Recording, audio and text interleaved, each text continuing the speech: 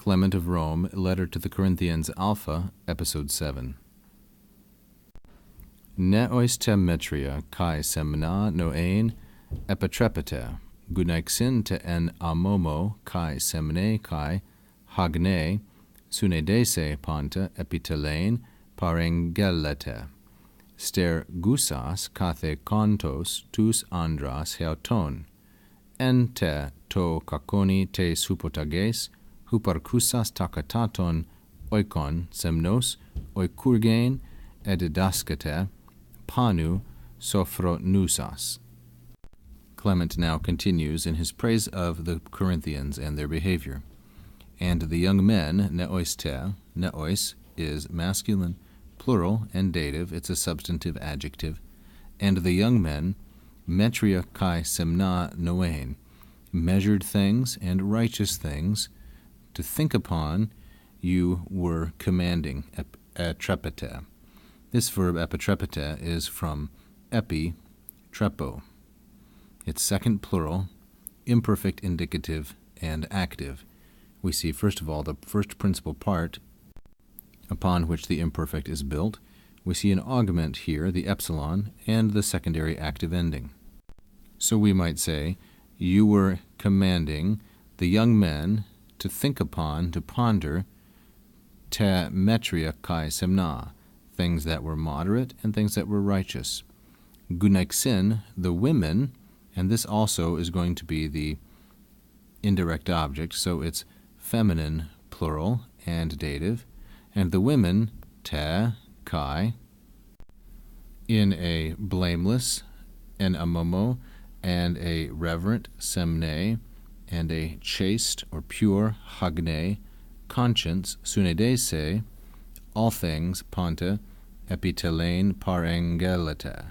You were bidding or exhorting them to accomplish, epitelein, all things in these ways. So to look at it again, neois, the masculine plural dative, is the beginning of that clause. Gunaixin, feminine plural dative, is the beginning of its clause. Neois ends with epitrepete, imperfect. Gunaixin ends with parengelete, imperfect, also. This is an imperfect indicative active, second plural.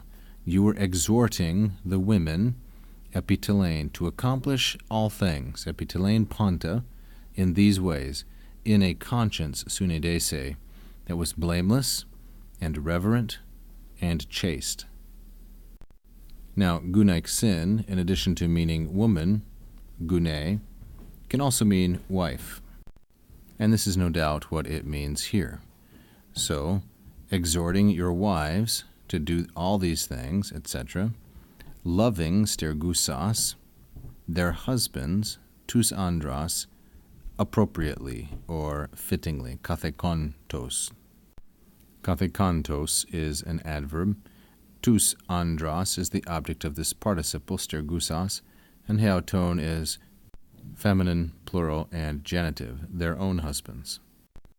And te, en to kanoni, in a rule or a regulation of submission or obedience, being huparkusas, this is the participle huparko, and this is feminine, plural, and accusative, as it's going to be the subject of oikurgein, which is in turn the object of edidaskete, as we'll see.